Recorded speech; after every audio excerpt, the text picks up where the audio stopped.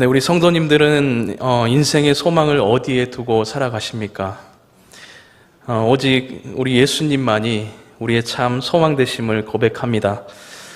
그런데 우리 인생을 깊이 들여다보면 우리의 소망을 예수님께 두기보다 여전히 세상의 가치들에 우리의 마음이 기울여져 있는 것을 우리가 볼 때가 있습니다.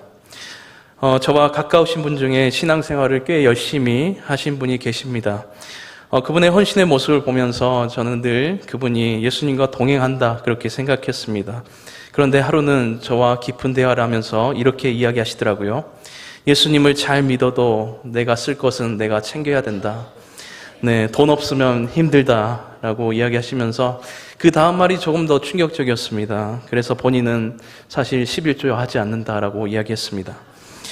이 이야기를 듣고 제 마음이 참 아팠던 것 같아요. 네, 제 마음이 아팠던 이유가 세 가지가 있었습니다. 첫 번째는 그분이 이제 나이가 들어서 돈을 벌 능력과 어떤 힘이 약해지고 있구나라는 사실 때문이었고요.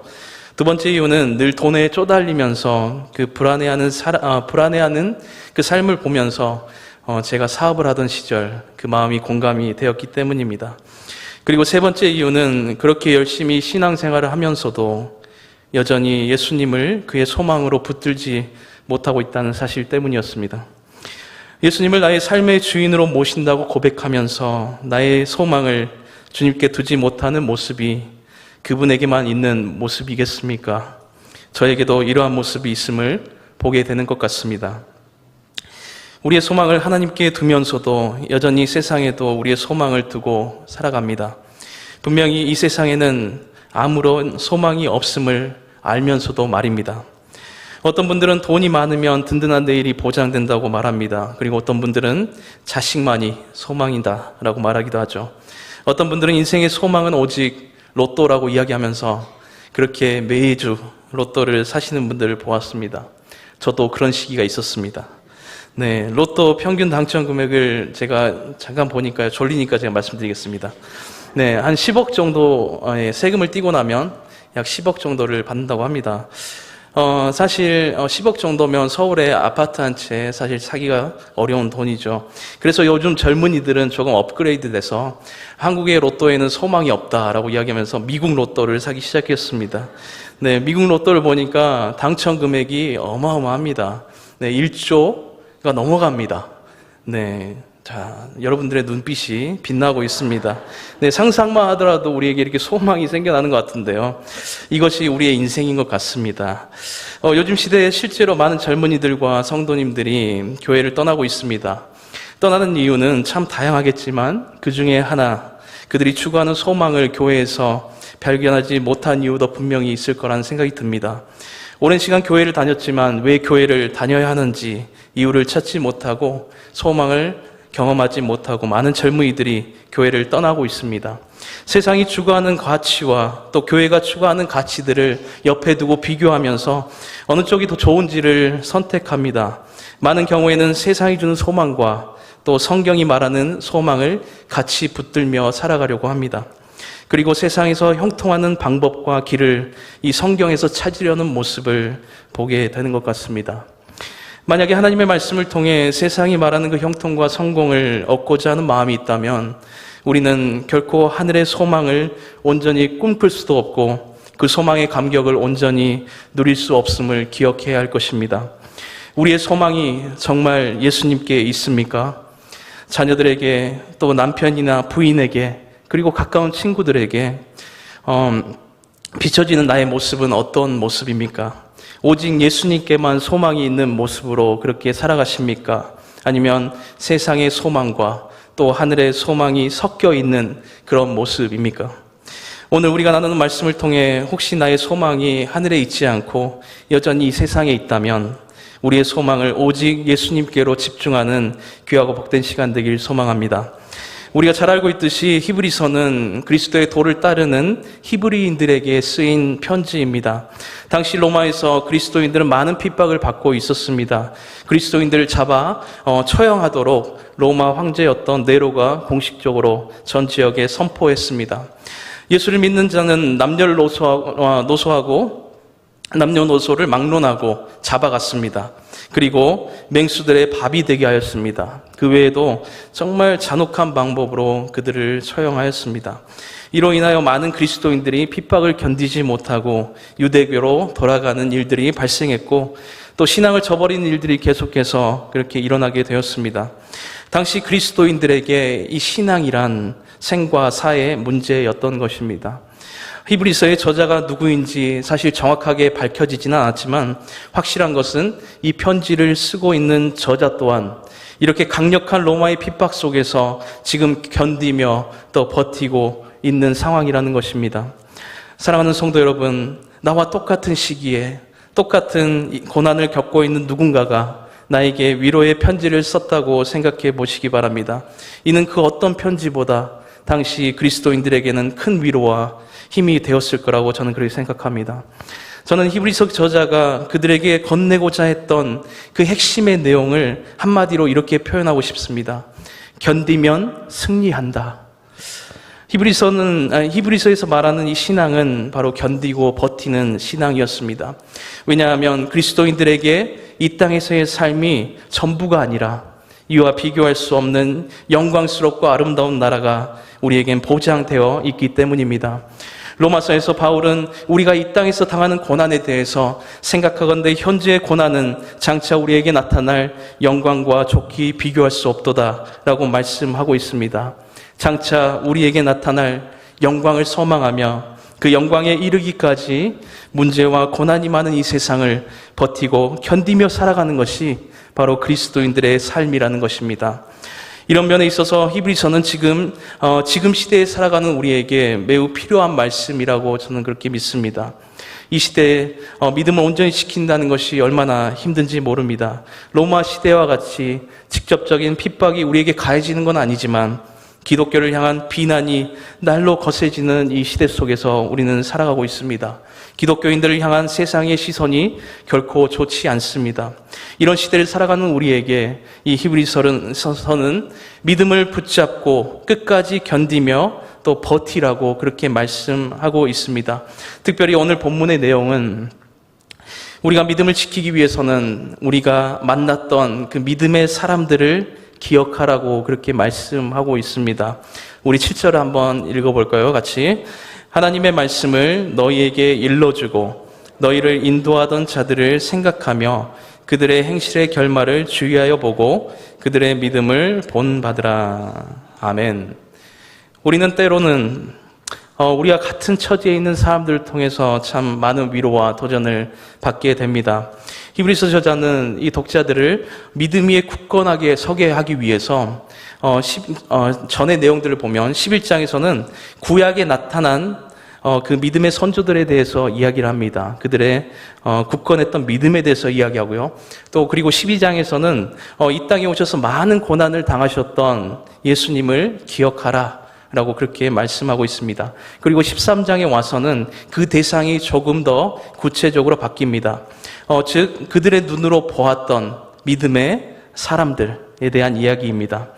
이들에 대해서는 하나님의 말씀을 너희에게 일러주고 너희를 인도하던 자들이라고 이야기하고 있죠.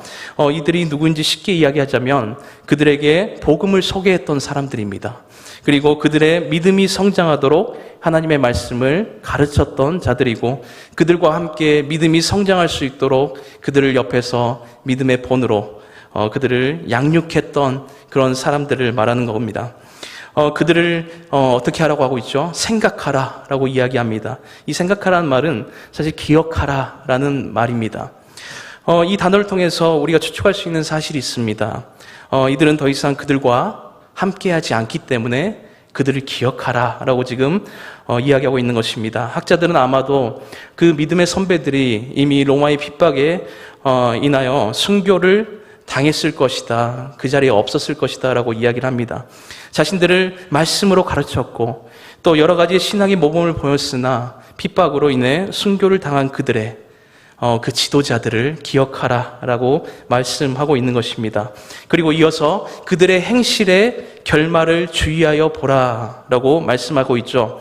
여기에서 말하는 그 행실의 결말이 정확히 무엇을 말하는지에 대해서는 학자들이 말하는 두 가지 견해가 있습니다.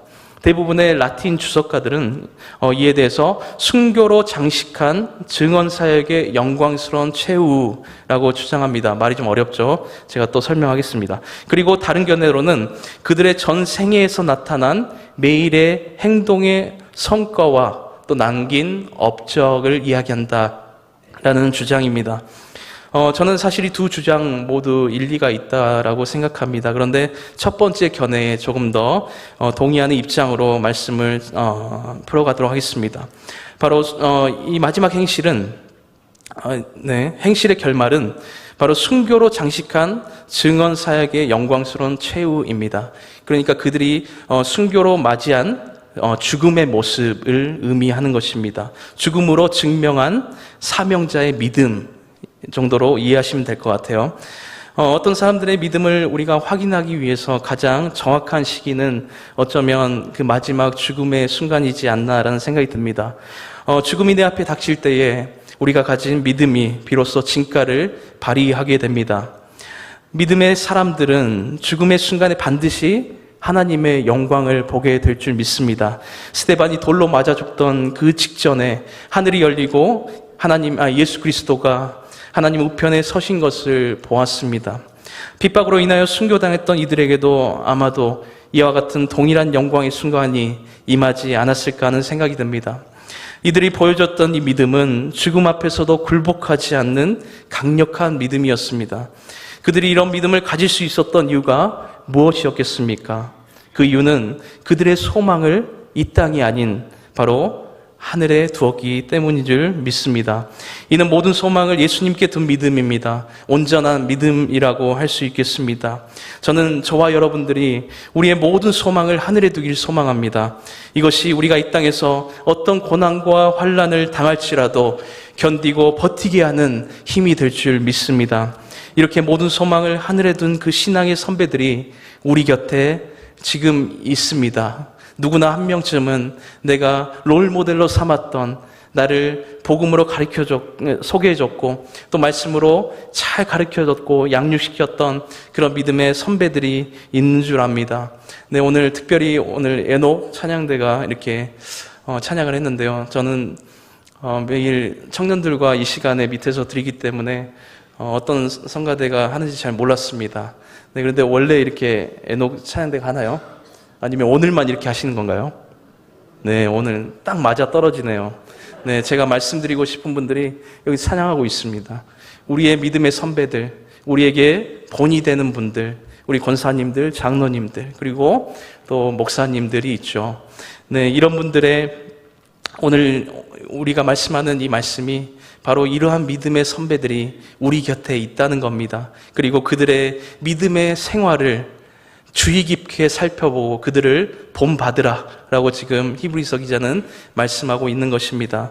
네, 저희 교구에 한 권사님이 계시는데요. 저는 그분을 통해서 하늘의 소망을 보았습니다. 나이가 90세가 넘으셔서 사실 거동이 불편해서 저희가 집에 방문해서 기도해 주었는데요. 먼저 방문하기 전에 기도 제목을 받으면서 이런 기도 제목이 있는 겁니다. 하나님 앞에 가는 그날까지 성경 백독을 하게 도와주세요라는 기도 제목이 있었습니다. 네, 제가 그 기도 제목을 놓고 함께 기도하면서 정말 권사님을 붙들고 얼마나 울었는지 몰라요. 네, 그게 권사님의 상황이 너무나 안타까워서가 아니었습니다. 제가 그렇게 울었던 이유는 그 권사님이 가진 그 하늘을 향한 소망이 제게도 고스란히 전달되었기 때문이었습니다. 오늘 이 히브리서의 기자의 말처럼 우리 믿음의 선배들의 삶을 우리가 주의 깊게 살펴보시길 바랍니다. 그리고 그들의 신앙을 본받는 은혜가 우리 가운데 충만하길 소망합니다. 제가 이렇게 말씀드리면요, 또 이렇게 질문하는 분들이 계실 것 같아요. 권사님들도, 그리고 우리 장로님들도, 목사님들도 어려운 일들이 있으면 믿음이 흔들리지 않겠습니까? 우리와 똑같은 연약한 사람인데 우리가 본받아야 합니까? 네, 맞습니다. 연약하기에 흔들릴 수도 있고 넘어질 수도 있습니다. 그럼에도 불구하고 성경이 이러한 믿음의 선배들을 본받으라고 말한 이유가 무엇이겠습니까? 그들이 믿음에 굳건하게 설 수 있도록 그들의 인생 가운데 역사하시는 분이 예수님이라는 사실을 말하기 위함입니다. 우리 본문에서 예수님을 이런 분으로 소개하고 있죠. 8절 한번 읽어보겠습니다. 예수 그리스도는 어제나 오늘이나 영원토록 동일하시니라. 아멘. 예수님은 어제나 오늘이나 그리고 영원토록 동일하신 분이라고 성경은 우리에게 그렇게 말씀하고 있습니다. 불변하시는 분이십니다. 처음부터 영원까지 그가 가진 성품과 존재의 모든 것이 변함없이 똑같으십니다. 이 개념을 우리의 얄팍한 지식으로 어떻게 이해하고 설명할 수 있겠습니까? 사실 이 개념이 온전히 이해가 되지 않습니다. 왜냐하면 우리는 시간 속에 살아가는 매우 제한적인 존재들이기 때문입니다. 우리에겐 시간과 끝이라는 개념만 있습니다. 그러나 예수님은 어떤 분이십니까? 시작이라는 개념과 끝이라는 개념이 적용되지 않는 그 영원하신 분이라고 성경은 말하고 있습니다. 그런 놀라우신 분께서 한순간도 변함없이 동일하게 우리의 인생 가운데 역사하고 계신다는 사실을 정말 놀랍지 않습니까? 구약에 등장하는 믿음의 선조들에게 역사했던 그분이 바로 예수님이십니다. 아브라함과 이삭과 야곱의 인생 가운데 역사하셨던 그 하나님이십니다. 다윗을 광야에서 10년이라는 긴 시간을 지키시고 보호하시면서 이스라엘의 가장 위대한 왕으로 만드시고 또 그의 후손을 통해 그의 구원의 역사를 이루신 분이 바로 하나님이십니다. 히브리서가 쓰인 그 당시 핍박 속에서 죽어가던 수많은 사람들을 영광에 참여하도록 초대하신 분이, 그리고 인도하신 분이 바로 그 동일하신 예수님이라는 사실입니다.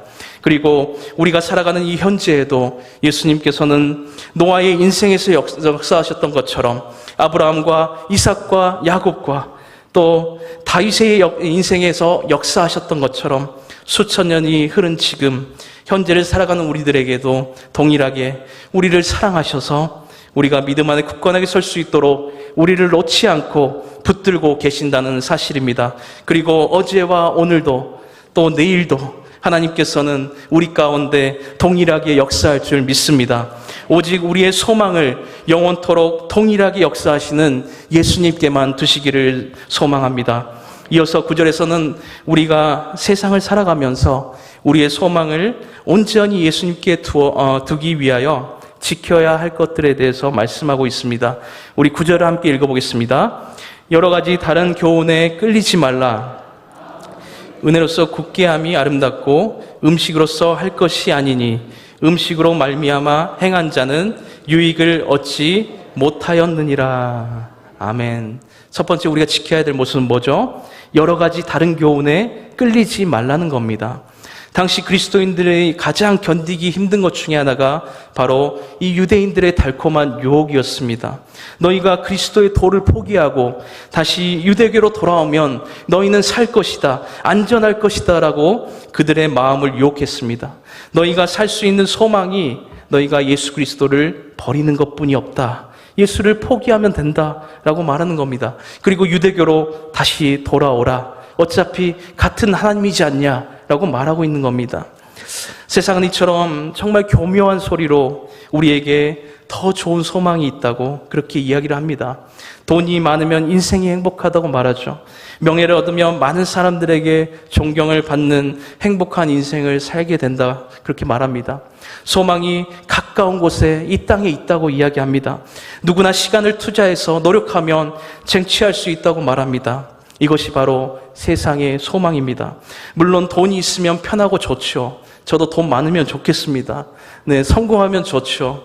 네, 저도 유명했으면 좋겠습니다. 관심 받아서 사랑받으니까 얼마나 좋겠습니까? 그러나 그것은 우리가 이 땅을 머무는 동안만 우리가 누리고 사라질 것이라는 사실을 우리가 분명히 기억해야 할 것입니다. 사라져 없어질 것에 소망을 두는 것만큼 어리석은 일이 어디 있겠습니까? 사랑하는 성도 여러분, 우리의 소망을 영원히 변치 않으시는 예수님께 두는 저와 여러분들이 되길 진심으로 소망합니다.